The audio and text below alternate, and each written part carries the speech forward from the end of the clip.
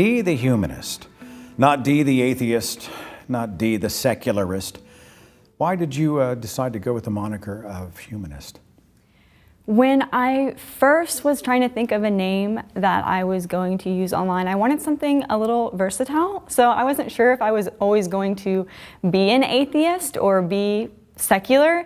And I figured humanist, if I did end up religious for some reason, it would still work, because I feel like I would still have those same values of valuing humanity, whether I was religious or an atheist or you sound like any somebody other. on a journey, right? And that journey may still be going on, right? I don't know what the future holds. I don't know what the answer is. But for now, this is a great definition for where I'm at. Am I reading that right? Yeah, I would say so. What'd you come out of? How hardcore was it?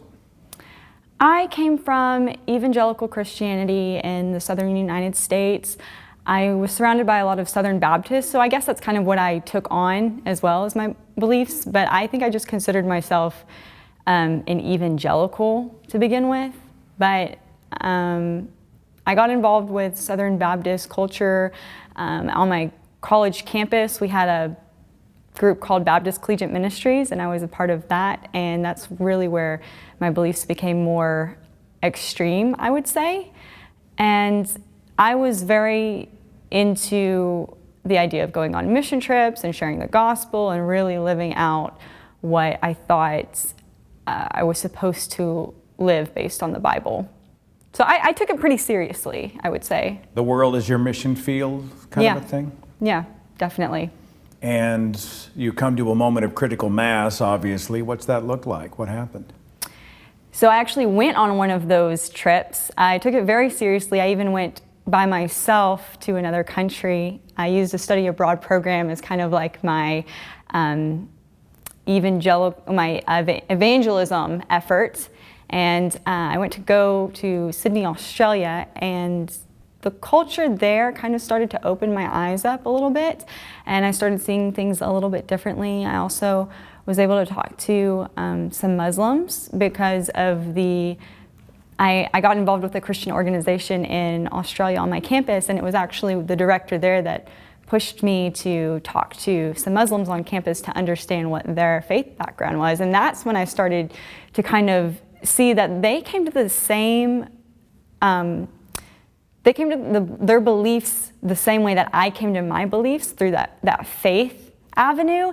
And so I was trying to distinguish, like, what is the difference between what you believe and what I believe if we use the same exact tools to get to those places? So I started trying to analyze why I believed what I believed. And that's kind of where it started to snowball from there. And I started looking into a lot of like theological arguments, and I started looking into Bible courses, and it was about a 2-year process when everything started kind of collapsing. How traumatizing was it, or was it at all? I mean, to freak you out? Wait a minute, everything I once believed may not be true? Oh yeah, it was definitely, I would definitely say it was traumatic, especially for me. I was very tied to my religious beliefs.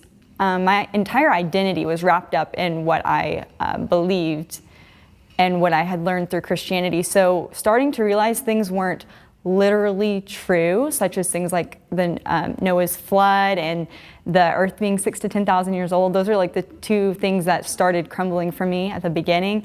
Things like that, when you believe those things and you trust the people who taught you those things, and then you start learning that those things are not based on verifiable information, your entire perception of the way that you lived your life, it completely collapses on itself, and you have to like figure out who you are and how you're supposed to navigate, and it's very scary. Yeah, I would say so. When I came out of the faith, I remember thinking, who am I? Like, what do I think? Not what did they tell me to think, but what do I think about this, and this? It's almost like, hi, I'm Seth. I'd like to introduce myself. Did you have to do a journey of self-discovery? Like, who am I after all this? Yes. So I officially left Christianity around 6 years ago, so I've had plenty of time to ask the questions that I wanted to ask and kind of discover different areas that I wanted to discover. So I do feel like I discovered myself. Sometimes it's kind of hard to answer that question because you're so far removed from who you were, and I guarantee you if I was able to go back and experience who I was prior to leaving, the answer would probably be absolutely yes, I've been able to find myself. But I guess because you're the person in it and the progress is so slow, sometimes you don't realize how much had changed and how much you learned or how much you developed apart from those old beliefs. And you evolved, go figure. Yeah. The irony, she has evolved. What's your channel? What do you talk about? And where is it?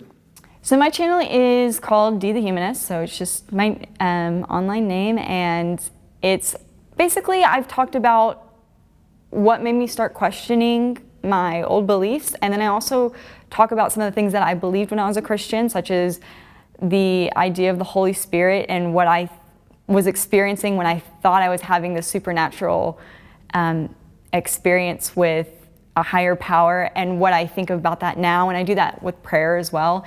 And I'm kind of taking my channel in the direction of helping people who have kind of lost their identity because they detach from their religious beliefs, and learning how to discover, like you said, like who you are and how to do that in a healthy way, and just kind of be able to find solid footing again without being too attached to something like a religious identity. All right, well, last thing, and I don't mean to put you on the spot, but I will.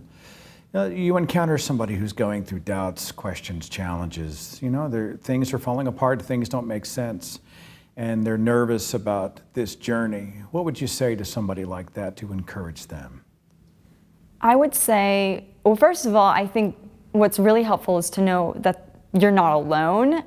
Many of us have been through this process where it's scary to face leaving or questioning beliefs that maybe you held very dear to you. And the encouraging thing that I see is that so many of us have made it onto the other side. So there's this period of where it's scary in the middle, and sometimes you're not sure what you should believe or who to trust or how to think, but it doesn't last forever, and so many people get to the other side, and there's so many tools out there to help people. There's so many organizations like Recovering from Religion and just a lot of other YouTube channels that help people through that process. So they're not alone, and there's tools out there to help you, and you're going to be okay. And there's so many people that can support you even if your community in your immediate vicinity doesn't understand what you're going through. Dees the Humanist, thank you so much for talking to me. Thank you, Seth.